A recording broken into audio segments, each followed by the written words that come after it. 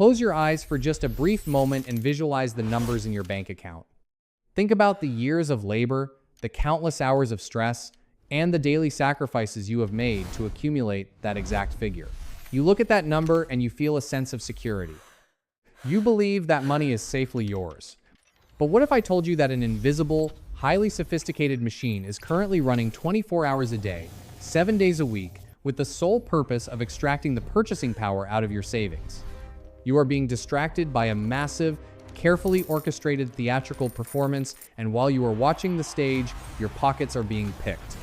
You have undoubtedly seen the breaking news alerts dominating every single media outlet. The unprecedented, historic boycott of the State of the Union address. Dozens upon dozens of members of the House of Representatives and the United States Senate are refusing to step foot inside the Capitol building. They are setting up alternative stages, they are delivering fiery speeches. The corporate media is treating this entirely as a political circus, a dramatic showdown between competing ideologies. But they are missing the entire point, or perhaps they are intentionally ignoring it. The financial markets do not care about political feelings. The financial markets care about stability, predictability, and the unbroken chain of legislative authority. When the most important policy address of the entire year becomes a site of open rebellion and institutional paralysis, the underlying foundation of the American macroeconomic system begins to fracture. The institutional investors, the sovereign wealth funds, and the central bankers of the world are watching this spectacle, and they are not seeing a vibrant democracy. They are seeing a superpower that is fundamentally losing its ability to govern itself. And when a superpower loses its balance, the global economy violently shakes. This deep dive is not about taking political sides. This is an urgent, uncensored exposure of the macroeconomic realities that are about to hit your personal finances like a freight train. We are going to decode the silent wealth transfer hidden behind the headlines. We will break down the true cost of universal tariffs, the terrifying mathematics of stagflation, and the clandestine movement of billions of dollars across the globe. By the time this analysis is over, you will no longer be a spectator to this economic crisis. You will possess the institutional knowledge required to build an impenetrable fortress around your wealth. To begin pulling back this heavy curtain, we must deeply analyze the most aggressive and immediate financial weapon being deployed in this era of chaotic governance. That weapon is the unilateral implementation of universal tariffs. You have heard the rhetoric echoing from the executive branch, promising a blanket 15% tariff on virtually every single product imported from the entire world. The political narrative portrays this as a heroic defense of American manufacturing, a punishment inflicted upon foreign nations who have supposedly taken advantage of us for decades. But we need to strip away the patriotic marketing and look at the cold, hard, mathematical reality of how global trade actually functions. A tariff is not a bill sent to a foreign government. A foreign factory does not write a check to the American Treasury. A tariff is, in its purest macroeconomic definition, a highly regressive, completely invisible consumption tax that is forced directly onto the domestic citizen. Let us trace the journey of a single product to understand this silent confiscation of wealth. Imagine a medium-sized American hardware distributor that imports basic steel fasteners, screws, and building materials. When their cargo ship arrives at the port, the American government demands a massive 15% tax on the total value of that shipment before it can even be unloaded. The American business is the entity paying that tax. But profit margins in the distribution business are notoriously razor thin. The distributor cannot simply absorb a 15% loss. If they did, they would be bankrupt in a month. So, what is their only option? They immediately rewrite their pricing catalogs. They pass that 15% cost directly to the local hardware store. The local hardware store, facing higher inventory costs, immediately changes the price tags on the shelf. And who pays the final price? You do. The construction worker buying tools, the family trying to repair their home, the local contractor trying to build affordable housing. Every single time you approach a cash register, you are paying that 15% executive tax. Furthermore, the aggressive push to eliminate the de minimis tariff exemption is a direct assault on the modern consumer. Historically, packages valued at under $800 were allowed to cross the border duty-free, enabling affordable e-commerce for millions of working-class families. By stripping away this exemption, The government is ensuring that even the smallest, most essential everyday purchases are subjected to this hidden tax matrix. And we have not even discussed the inevitable retaliation. When America arbitrarily taxes the world strikes back. Allied and adversarial nations alike immediately impose heavy taxes on American exports, devastating our domestic agricultural sectors and technology firms. The supply chain bullwhip effect triggered by these policies does not protect American wealth. It actively destroys consumer purchasing power and accelerates the exact inflationary pressures that are already crushing the middle class. The devastating reality of these hidden consumption taxes leads us directly into the heart of the most terrifying macroeconomic phenomenon known to modern central banking. We are staring directly into the abyss of stagflation. To understand why stagflation is the ultimate economic nightmare, you must understand that it represents the simultaneous failure of two completely opposing economic forces. Normally, if an economy is suffering from high inflation, it means the economy is running too hot, people have too much money, and demand is outpacing supply. Conversely, if an economy is suffering from low growth, it usually means prices are dropping and things are becoming cheaper. Stagflation is the mutant hybrid of both disasters. It is an environment where economic growth completely stalls out, yet the cost of living continues to explode upwards. Look at the most recent, undeniable data points. We are currently analyzing a gross domestic product growth rate of a microscopic 1.4%. That number is a siren warning of systemic stagnation. A 1.4% GDP indicates that corporations are terrified to expand their operations. They are freezing new hires. They are delaying capital expenditures. The engines of wealth creation are grinding to an absolute halt. But simultaneously, the Personal Consumption Expenditures Index, which is the exact hyper-specific metric that the Federal Reserve relies upon to track inflation, has shown a violent and renewed surge. Prices for housing, energy, food, and basic services are accelerating away from the average wage earner. This horrific combination places the Federal Reserve inside an inescapable, mathematically impossible trap. The Federal Reserve operates under a strict dual mandate. They are legally required to maintain price stability and maximize employment. In a normal environment, if GDP growth collapsed to 1.4%, the Federal Reserve would aggressively cut interest rates. They would make borrowing money incredibly cheap to incentivize businesses to take out loans, build factories, and hire workers. But they cannot do that today. If they cut interest rates and flood the banking system with cheap liquidity, that money will act like lighter fluid on the already raging bonfire of inflation. Your grocery bill would double. Your rent would become unpayable. However, if they choose the opposite path, if they keep interest rates severely elevated to crush inflation by making money incredibly expensive, they will completely suffocate that fragile 1.4% growth rate. They will deliberately force the economy into a deep, dark, and prolonged recession, triggering massive waves of corporate bankruptcies and millions of job losses. This is the stagflation death spiral. The political establishment can boycott all the speeches they want, but neither side of the aisle has a mathematical solution to this monetary catastrophe. The middle class is entirely trapped in the crossfire, forced to watch their savings evaporate while their employment security hangs by a single, fraying thread.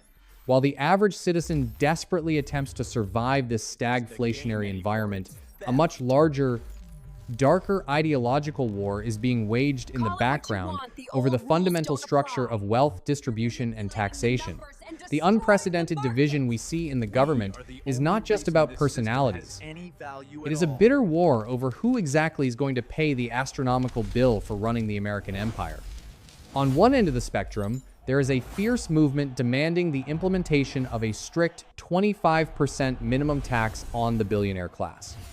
The economic justification for this is rooted in the glaring inequalities of the current tax code. Extensive financial data reveals a sickening reality for the working class. The wealthiest 1,000 individuals in the nation currently pay an average effective federal tax rate of just 8.2%. I want you to truly process that number. 8.2%.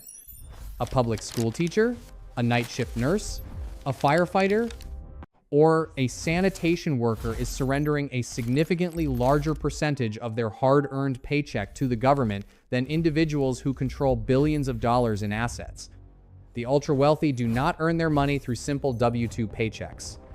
They utilize a labyrinth of offshore shell companies, complex capital gains structuring, and strategic asset borrowing to legally shield their empires from taxation. Proponents of the 25% minimum tax argue that capturing just a fraction of this hoarded wealth could generate upwards of $500 billion over the next decade. If this capital were injected directly into the real economy, funding critical infrastructure, affordable housing, and universal childcare, it would dramatically increase the velocity of money. The velocity of money is the true heartbeat of an economy. It measures how rapidly a single dollar changes hands. When you give $1 to a working-class family, they spend it immediately on groceries, rent, and necessities. That dollar stimulates the local supermarket, the local landlord, and the local mechanic. It creates a vibrant cycle of localized growth. However, the opposing economic philosophy, which currently exerts massive executive influence, preaches the gospel of extreme corporate deregulation and massive tax cuts for the financial elite. This is the classic, heavily debated theory of trickle-down economics. The promise is always the same. If we remove the tax burden from mega corporations, they will use that surplus cash to build state-of-the-art factories, innovate new technologies, and double the wages of their employees. But decades of historical data completely shatter this illusion. When multi-billion-dollar corporations receive massive tax windfalls, they almost never prioritize the working class. Instead, they authorize historic stock buyback programs. They purchase their own company, shares off the open market, artificially reducing the supply of shares, which instantly inflates the stock price and enriches their top executives and major shareholders. The wealth does not trickle down. It gets locked inside the impenetrable vault of the stock market, creating a massive asset bubble while the real economy rots from the inside out. The political paralysis you are witnessing is the sound of the system refusing to fix this fatal flaw. This complete failure to address domestic fiscal responsibility leads us to the most terrifying demographic time bomb in the history of the Republic. We must talk about the impending extinction-level event for the American social safety net. Programs like Social Security and Medicare are not abstract concepts. They are not charitable government handouts. They represent a binding financial contract between the state and the citizen. You have been forced to pay into these programs with every single hour of labor you have ever performed. It is your money, held in trust, with the absolute promise that it will prevent you from dying in poverty during your elderly years. But the mathematical foundation of that trust fund is currently imploding. The system was designed in an era where there were many young, healthy workers supporting a relatively small population of retirees. Today, that pyramid has completely inverted. The massive baby boomer generation is retiring at a record-breaking pace, living significantly longer, and drawing massive amounts of capital out of the system. Simultaneously, birth rates have plummeted, meaning there are fewer and fewer young workers entering the labor force to replenish the rapidly draining funds. In a functional, rational society, elected leaders would recognize this mathematical certainty and work together to implement gradual, structural reforms. They might adjust the cap on taxable earnings or slowly modify the retirement age over a period of 30 years to ensure a soft landing. But we do not live in a rational society. We live in a society where politicians boycott the State of the Union and refuse to communicate. Because of this absolute gridlock, the necessary reforms are being ignored, and the trust funds are accelerating toward insolvency. We are now hearing terrifying, aggressive rhetoric from certain political factions suggesting immediate, draconian cuts to Social Security benefits. Let us analyze the macroeconomic shockwave of such an event. If millions of elderly Americans suddenly have their guaranteed income slashed by 20 or 30%, the consumer economy will instantly collapse. The elderly will immediately cease all discretionary spending. They will stop traveling, they will stop buying gifts for their grandchildren, and they will struggle simply to pay for their heating bills and life-saving medications. The retail sector, the hospitality industry, and the healthcare market would experience a depression-level contraction. Furthermore, the financial burden would not simply disappear. It would violently shift onto the shoulders of the millennial and Gen Z populations.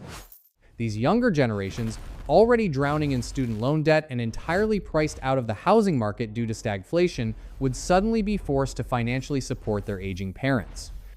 This would completely destroy their ability to invest, save, or start their own businesses. The destruction of the social safety net is the ultimate domino that will trigger a multi-generational economic collapse. As terrifying as the domestic situation is, the most catastrophic consequences of this institutional paralysis are unfolding on the global geopolitical chessboard. We are currently witnessing the systematic dismantling of the US dollar's global hegemony. Since the end of the Second World War, the American dollar has reigned supreme as the undisputed reserve currency of the planet. Global trade, the pricing of commodities, and the critical international oil markets have all been strictly denominated in dollars. This system, known as the petrodollar, has given the American government an unprecedented, almost magical superpower. It allowed the government to print trillions of dollars out of thin air, run massive multi-trillion-dollar deficits, and export our inflation to the rest of the world, simply because every other nation was forced to hold US dollars to buy the energy they needed to survive. But this absolute privilege requires one critical ingredient: global trust. The world must believe that the American system is stable, its leadership is rational, and its financial institutions are secure. Right now, that trust is evaporating at a terrifying speed.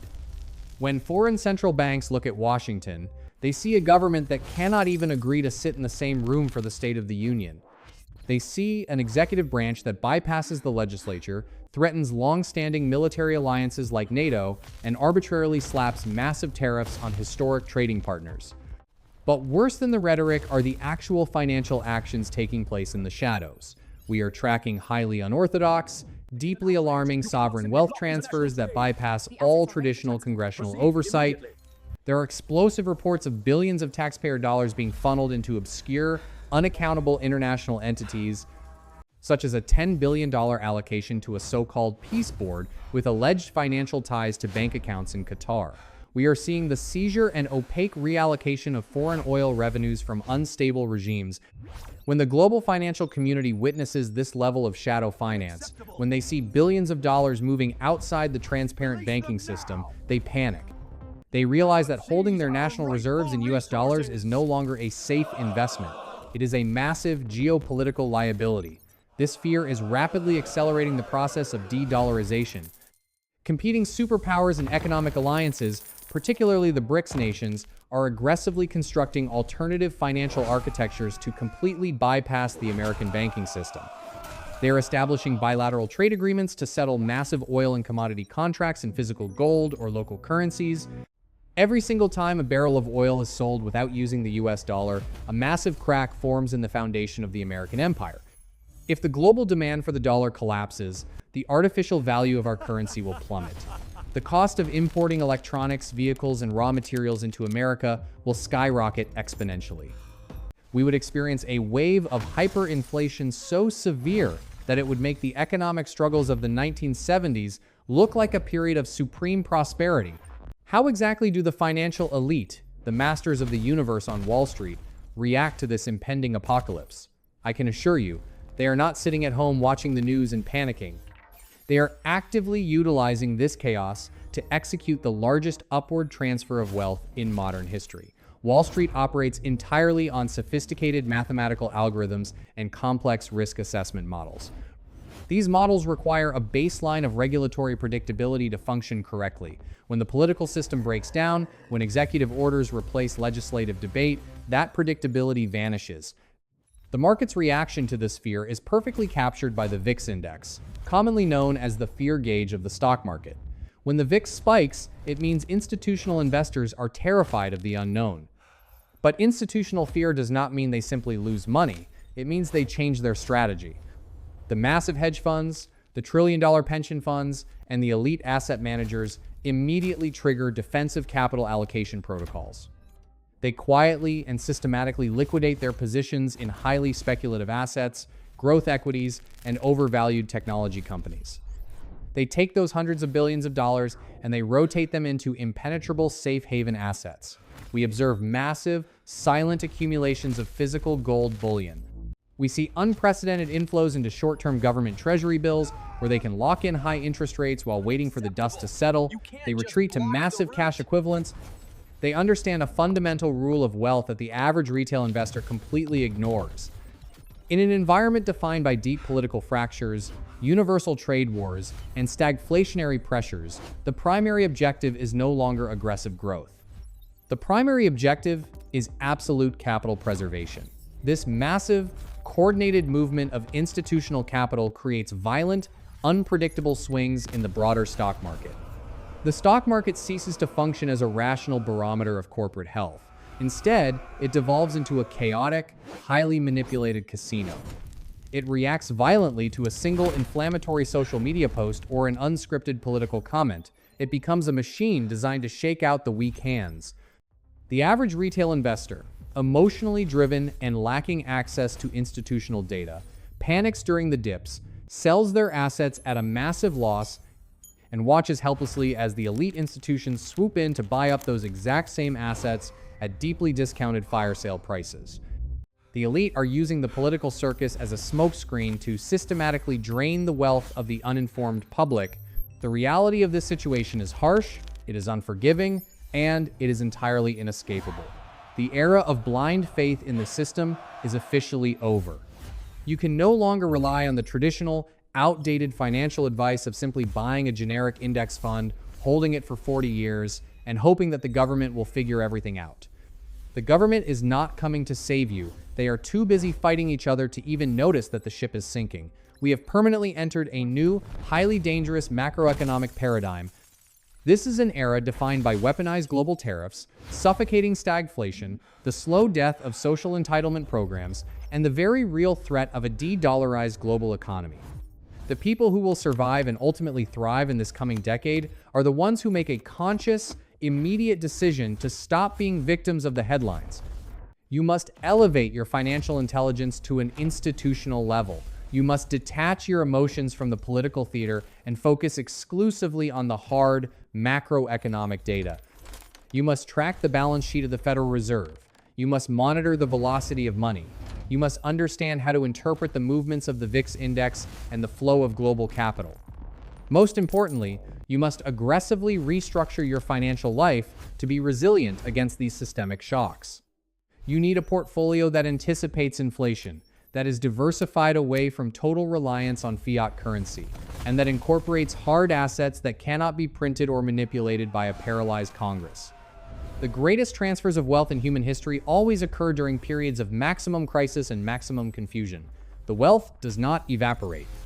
It simply moves from the accounts of the terrified and the uninformed directly into the vaults of the educated and the prepared. The invisible machine is running, and the vault combination is being changed right now. The only question that remains is this: are you going to stand on the street and watch the argument, or are you going to learn how to protect your vault? Thank you for joining us on this critical, uncensored deep dive. Turn off the noise, focus on the data, and we will continue to decode the ultimate financial matrix in our next analysis.